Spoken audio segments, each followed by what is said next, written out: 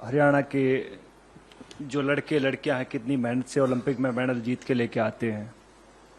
लेकिन जैसे ही मैंने कल न्यूज़ देखी कि हमारी बहनें साक्षी और विनेश फोगाट अपने मेडल गंगा नदी में बहाने जा रही हैं, तो मेरे को एकदम मोहम्मद अली साहब की याद आ गई। मोहम्मद अली साहब जो एक मशहूर मुक्केबाज रहे हैं, जिनको कैसियस क्ले के नाम से जाना जाता है। जब उनके ऊपर जब यूएस में गोरे काले की नीति चल रही थी और उनको एक रेस्टोरेंट में दाखिल नहीं होने दिया जा रहा था कि उन्हें बताया कि मैं ओलंपिक गोल्ड मेडलिस्ट हूं, तो उन्होंने उसको बाहर फेंक के मारो, बोला कि तेरे जैसे ओलंपिक मेडलिस्ट बहुत आते हैं। तो इस बात से आहत होके उसने अपना ओलंपिक मेडल ओहियो नदी में फेंक दिया था। और उसके बाद जो क्रांति आई थी पूरे यूएस में, और आप देख सकते हैं कि यूएस दुनिया का सबसे नंबर 1 मुल्क है, तो ऐसे लोगों की वजह से वहां के लोगों ने उन लोगों का साथ दिया कि भैया नहीं, रंग भेद नहीं है, हमें नहीं अलाउड है। लेकिन हमारे यहाँ उल्टा होता है। हमारे यहाँ जब हमारी बहनें ओलंपिक मेडल नदी में फेंकने जाती हैं तो वहाँ सबसे पहले उनका मजहब पूछा जाता है, हिंदू हैं या मुस्लिम हैं।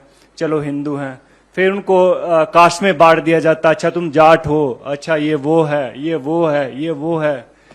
तो बहुत सारी चीजें। फिर उसके बाद जो उनकी आईटी सेल एक्टिवेट हो जाती है, फिर बहुत सारे लोग आते हैं कि गंगा मैंने ट्विटर पे देखा है, बिकॉज आईटी सेल की जो टीमें होती हैं कि हम आपको यहाँ प्रभावित नहीं करने देंगे, इससे हमारी गंगा नदी दूषित हो जाती है। तो ये देखकर बहुत दुख होता। बहुत सारे लोगों को नहीं मालूम होता कि ओलंपिक होता क्या है।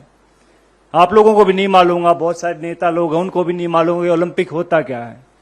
पहले जहां आप ट्रेनिंग कर रहे होते पहले वहां जीतना पड़ता है, जहां आप अखाड़े होते हैं वहां जीतना पड़ता है, नंबर 1 बनना पड़ता है उस वेट में।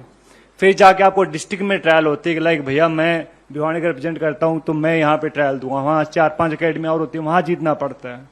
फिर जाके स्टेट में जीतना पड़ता है, फिर जाके नेशनल में जीतना पड़ता है, फिर जाके एशिया में जीतना पड़ता है, और फिर जाके ओलंपिक में जीतना पड़ता है, तब जाके ओलंपिक मेडल आता है।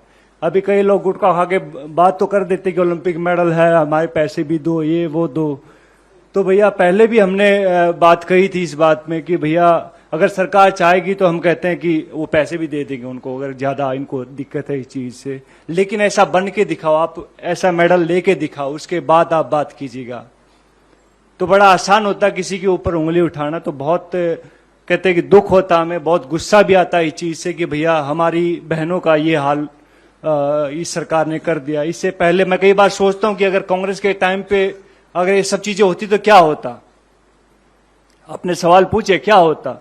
सबसे पहले आई थिंक उसको मिनिस्टर को हटाया जाता, जो भी उसका सदस्य है, जो जहां तक मुझे मेरी सोच है। बिकॉज मैंने राजनीति को जब तक समझ आई है तब तक मैंने बहुत देखा, कांग्रेस को बहुत करीब से देखा है, और अभी मैं बीजेपी को देख रहा हूं तकरीबन 8-9 साल से।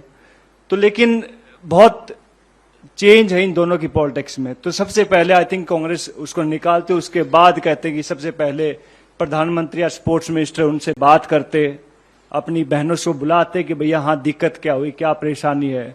बहुत सारे लोग कभी कुछ बोलते रहते हैं, लेकिन हम उनके साथ थे, आगे भी हैं और आगे भी रहेंगे। तो मैं चाहूंगा कि विनेश और साक्षी को कहते कि आप लोग सब उनका साथ दें। मीडिया बहुत जरूरी है।